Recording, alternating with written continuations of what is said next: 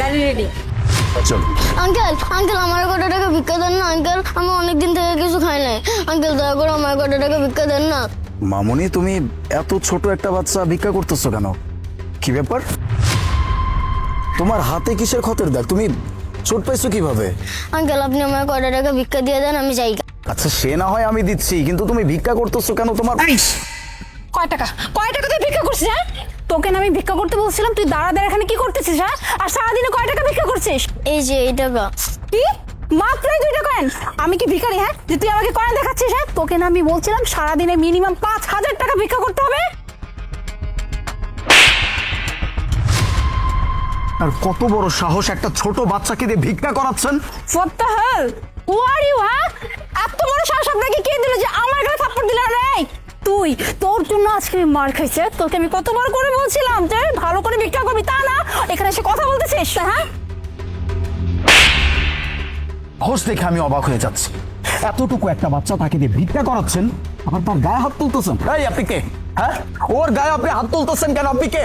মামুনি, তুমি ওনাকে চেনো? হ্যাঁ আঙ্কেল আমি ওনাকে চিনি, উনি আমাকে অনাথ আশ্রম থেকে এনেছে, উনি আমার মা। জি, আমি ওর মা। ওকে আমি অনাথ আশ্রম থেকে অ্যাডপ্ট করছি, আর আমি ওর মা। আমার মেয়েকে দিয়ে আমি ভিক্ষা করাবো না কি করবো সেটা এখন তুই আমার ব্যক্তিগত ব্যাপার। এখানে আপনার নাক গলানোর কি? হ্যাঁ, আর আপনি কি, আপনার এত বড় সাহস কি করে হলো আমার গালে থাপ্পড় দেওয়ার? আচ্ছা, আপনি ওর মা, তো মায়ের মতো আচরণ করেন না? একটা বাচ্চার সাথে এমন আচরণ কেন করতেছেন? কোনো মানুষ যদি অনাথ আশ্রম থেকে কোনো বাচ্চাকে অ্যাডপ্ট করে, তাহলে সেই বাচ্চাকে খুব সুন্দরভাবে মানুষ করার চেষ্টা করে, তাকে পড়াশোনা করায়। আর আপনি কি করতেছেন? ওকে দিয়ে ভিক্ষা করাচ্ছেন। হ্যালো হিরো, খুব হিরোগিরি দেখাচ্ছেন তাই না? হ্যাঁ, কি ভেবেছেন এরকম হিরোগিরি দেখাবেন আর হিরো হয়ে যাবেন?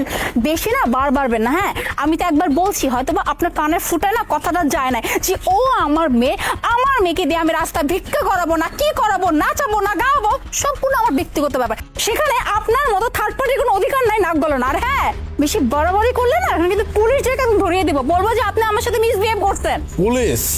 আপনি পুলিশকে কি রাখবেন? আমি আপনাকে থানায় পাঠানোর ব্যবস্থা করতেছি। মিস দোলা, ওনাকে নিয়ে থানায় যান। তুই আমার পুলিশে দিবি? তুই কে রে? হ্যাঁ, এই এরিয়ার নতুন ম্যাজিস্ট্রেট। এবার বুঝতে পারছেন? পরিচয় পাইছেন? মিস দোলা, এই মেয়েটাকে এই মুহূর্তে আপনি থানায় নিয়ে যাবেন। ওনার যে উপযুক্ত শাস্তি হয় সেটা দিতে হবে। নিয়ে যান।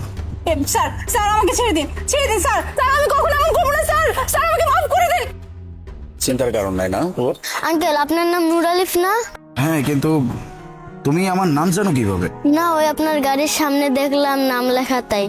বাহ, তুমি ইংরেজি পড়তে পারো? আমার নেম প্লেটে তো ইংরেজিতে লেখা। হ্যাঁ আঙ্কেল আমি সব পড়তে পারি, আমাদের অনাথ আশ্রমে আমাদেরকে সব পড়াইতো।